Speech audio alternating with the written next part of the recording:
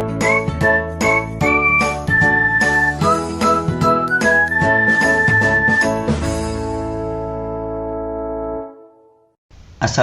warahmatullahi wabarakatuh. Hai semuanya, kali ini kita bakal ngebahas tentang materi kimia, yaitu tentang kesetimbangan kimia. Tapi sebelumnya, kalian udah pada tahu belum sih apa itu kesetimbangan kimia? Pasti belum kan? Nah, langsung aja kita masuk ke materinya. Nah, sebelum kita masuk ke kesetimbangan kimia, berdasarkan arah berlangsungnya reaksi itu terdapat dua, yaitu reaksi searah dan reaksi dapat balik.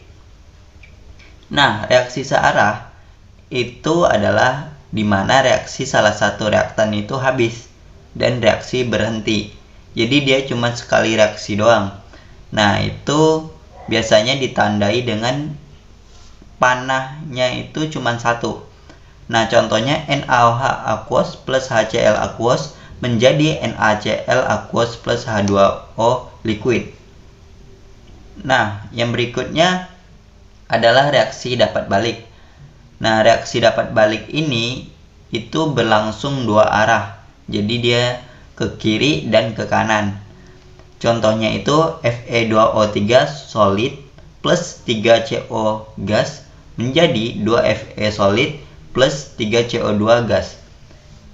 Nah, jika reaksi reversible atau reaksi dapat balik ini dilakukan dalam ruang tertutup, maka laju ke kanan itu sama dengan laju ke kiri. Nah, ini yang disebut dengan kesetimbangan kimia. Jadi, dia itu setimbang, laju kanan sama dengan laju kiri, jadi setimbang. Nah, ciri-ciri kesetimbangan kimia itu adalah yang pertama, reaksinya itu reversible atau reaksi bolak-balik. Yang kedua itu adalah laju ke kanan sama dengan laju ke kiri. Nah, yang ketiga itu pada ruangan tertutup. Yang keempat, tidak terjadi perubahan makroskopis. Jadi ini nggak bisa dilihat oleh mata. Oke, setelah itu kesetimbangan itu terbagi menjadi dua ya. Jadi yang pertama itu adalah kesetimbangan homogen dan yang kedua adalah kesetimbangan heterogen. Bedanya apa? Bedanya di kesetimbangan homogen itu hanya satu macam wujud zat saja. Jadi yang kita ketahui wujud zat itu ada apa aja? Ada solid, liquid, gas, sama aqueous ya. Nah, contohnya N2 gas plus 3H2 gas menjadi 2NH3 gas. Jadi semuanya itu dalam bentuk gas. Nah, lanjut yang kedua adalah kesetimbangan heterogen. Nah, kesetimbangan heterogen ini terdapat beberapa wujud zat. Jadi dia nggak cuma satu zat aja, jadi banyak gitu. Contohnya Fe2O3 solid plus 3CO gas menjadi 2Fe solid plus 3CO2 gas. Nah, setelah itu kita masuk ke tetapan kesetimbangan. Tetapan kesetimbangan ini terdapat dua ya, yaitu tetapan kesetimbangan konsentrasi atau Kc dan yang kedua adalah tetapan kesetimbangan tekanan parsial atau Kp. Nah, kesetimbangan ini memiliki nilai tetapannya sendiri. Jadi, yang pertama adalah tetapan kesetimbangan Kc atau konsentrasi. Nah, itu contohnya reaksinya itu Ma gas plus Nb gas menjadi Pc gas plus Qd gas. Nah, itu nilai Kc-nya adalah Kc sama dengan C pangkat P dikali D pangkat Q dibagi A pangkat M dikali B pangkat N. Nah, di sini semuanya itu adalah dalam molaritas ya. Jadi, molaritas pangkat koefisien. Nah, jadi produk dipangkatkan koefisien dibagi reaktan pangkat koefisien. Jadi PQMN itu adalah koefisien reaksi. Nah, ketentuan Kc itu Kc hanya berlaku untuk wujud zat aqueous dan gas. Nah, yang dipengaruhinya itu adalah suhu. Suhu mempengaruhi Kc, tapi tidak tergantung pada molaritas awal. Jadi Kc itu nggak bergantung pada molaritas awal. Terus dapat dijumlah. Kc dapat dijumlah dengan cara Kc1 dikali Kc2, bukan ditambah ya. Jadi kalau mau jumlahin KC, kita harus ngaliin KC1 dengan KC2. Nah, KC juga dapat dibalik. Nah, biasanya kalau orang membalik sesuatu itu pasti dari plus ke minus. Tapi untuk KC, itu 1 per KC. Kalau KC mau dibalik, itu adalah 1 per KC. Nah, KC juga dapat dikali X, tapi tidak langsung dikali. KC dikali X sama dengan KC dipangkatkan X. Nah, kita lanjut. Yang kedua adalah tetapan kesetimbangan tekanan parsial atau KP. Nah, dasarnya itu adalah PV nRT. Jadi, molaritas itu berbanding sama tekanan. Nah, untuk mencari tekanan parsial, rumusnya itu adalah Px sama dengan mol gas X per mol total gas kali tekanan total. Itu rumus mencari tekanan parsial. Nah, sama aja dengan KC tadi, reaksinya Ma gas plus Nb gas menjadi Pc gas plus Qd gas.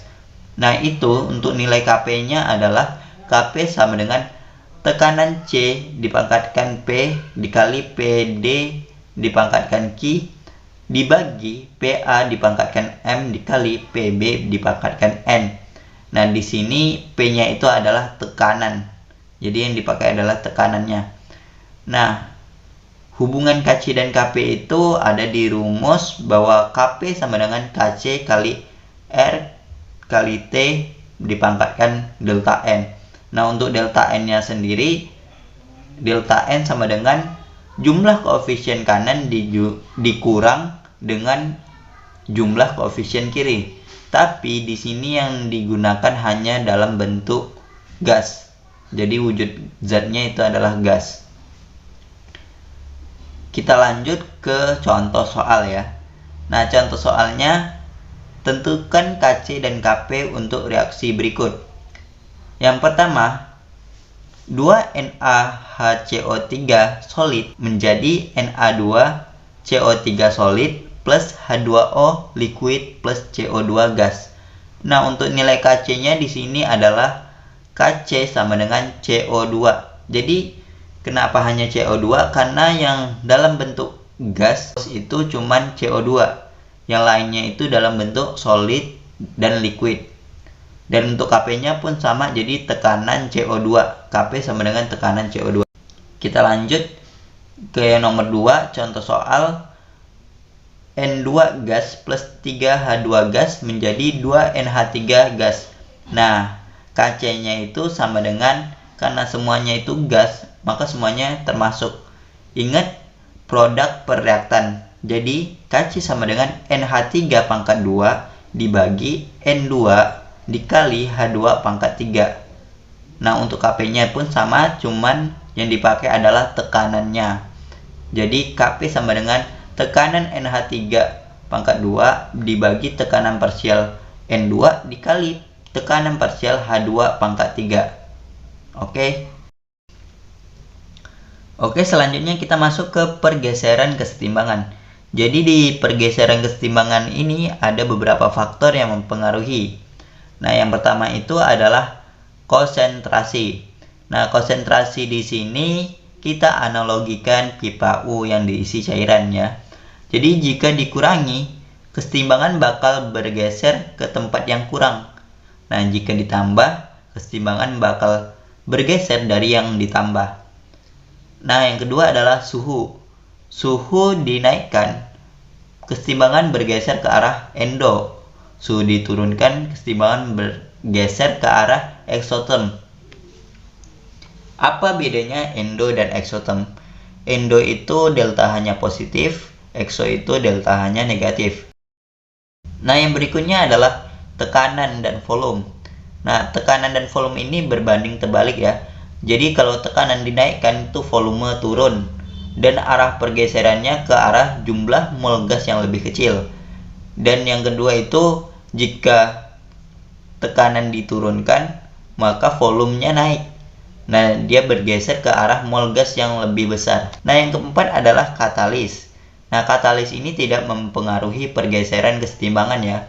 Tapi, katalis ini dapat mempercepat kesetimbangan. Jadi, katalis ini sangat dibutuhkan dalam perusahaan atau pabrik-pabrik dalam bidangnya. Oke, mungkin cukup sekian materi kali ini, semoga bermanfaat bagi kita semua. Saya akhiri, wassalamualaikum warahmatullahi wabarakatuh.